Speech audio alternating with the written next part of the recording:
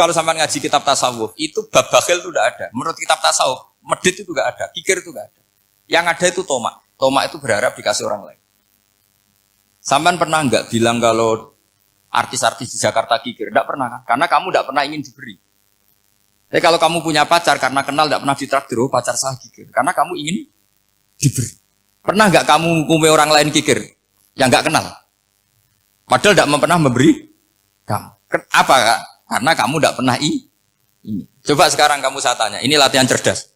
Definisi kikir itu apa coba? Enggak pernah memberi kamu kan? Artis-artis Jakarta, tokoh-tokoh nasional pernah enggak memberi kamu? Enggak kan? Tapi enggak pernah kamu vonis kikir. Karena kamu enggak pernah tomak. Tapi pacar kamu, kok amin ditraktir terus? Atau istri kamu, atau mertua kamu, kok enggak ngasih warisan, kamu bilang kikir enggak? Sebabnya kikir betul apa karena kamu tomak, berharap? Tomak. Maka di kitab tasawuf itu enggak ada bab kikir, yang ada bab tomak. Karena asal usul menvonis orang kikir itu karena tamak. Maka jangan banyak kenal orang, nanti banyak hukum kamu kan. Sombong juga gitu, di tasawuf itu enggak ada bab sombong. Karena orang hukumi orang lain sombong itu karena kamu ingin dihormati. Ada orang enggak kenal, terus lewat saja enggak tanya kamu bilang sombong enggak kan? Tapi kalau kenal, oh sombong betul, kenal enggak tanya kan gitu. Jadi tasawuf itu sisi unik dari khazanah Islam. Makanya di tasawuf itu enggak ada kritik terhadap kikir.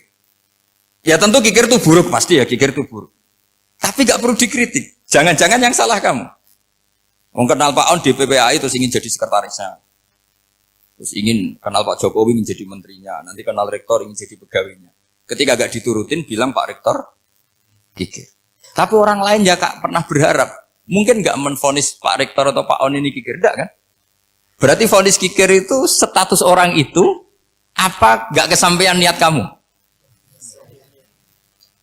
Memang agak jelimet ilmu tasawuf itu, tapi itu unik. Itu bagian dari khazanah apa? Islam. Makanya Rasulullah itu sering isti'adah minta perlindungan wa min toma'in fi ghairi matma'in. Ya Allah, saya tidak ingin berkeinginan yang tidak layak. Karena semua dunia ini dimulai dari keinginan. Ya Pak, kamu protes negara itu karena apa? Ingin makmur sejahtera tanpa kerja, sehingga nyalakan menteri keuangan, menteri ini itu.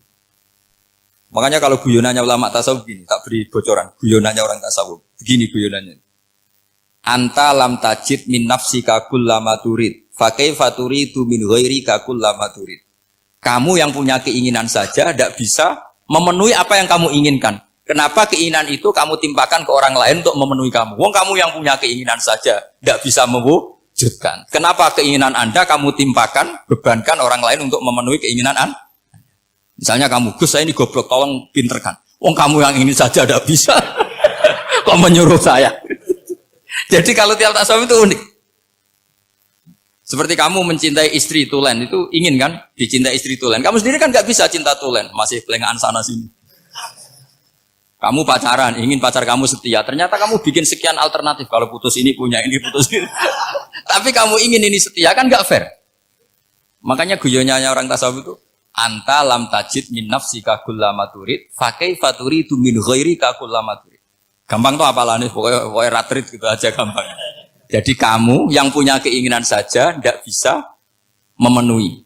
Kok orang lain disuruh memenuhi.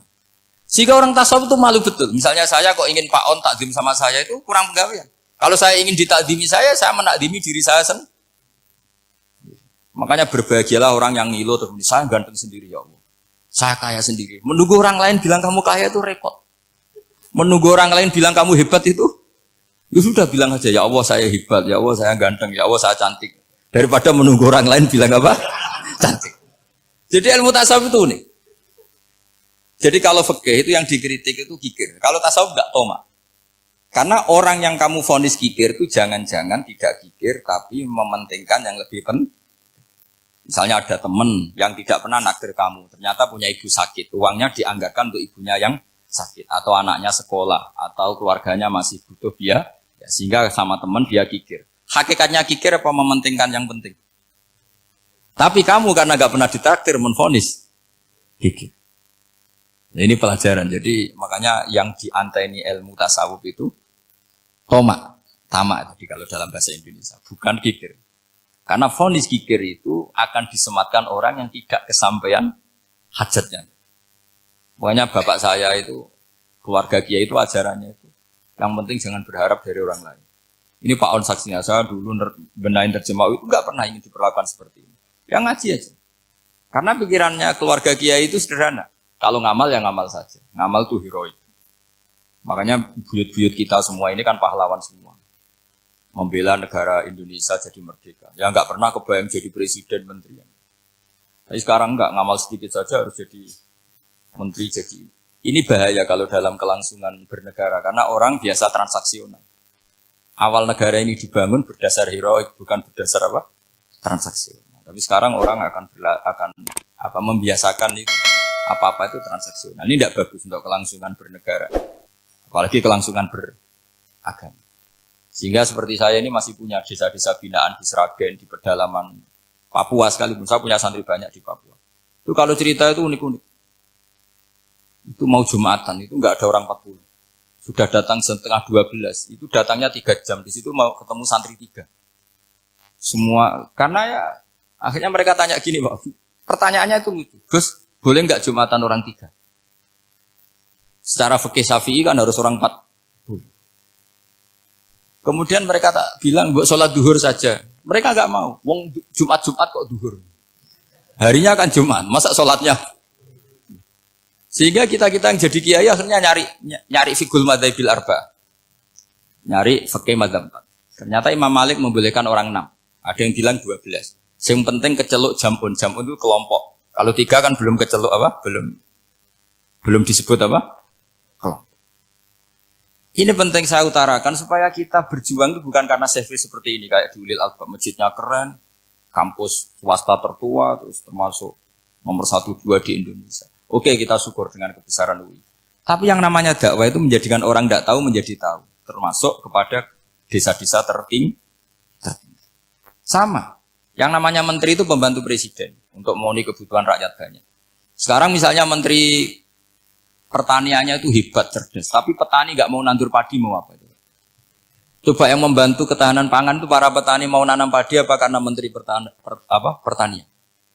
Karena petani mau nanam. Ya sudah GR saja, kita pembantu presiden semua. Karena ikut menyumbangkan ketahanan pangan. Tapi kamu kan gak digaji, kita keren, ngamal tambah harap gaji. Ini penting. Supaya Anda itu enggak hati kecil gitu. Ikut menyumbang negara tanpa ingin dapat gaji. Keren enggak?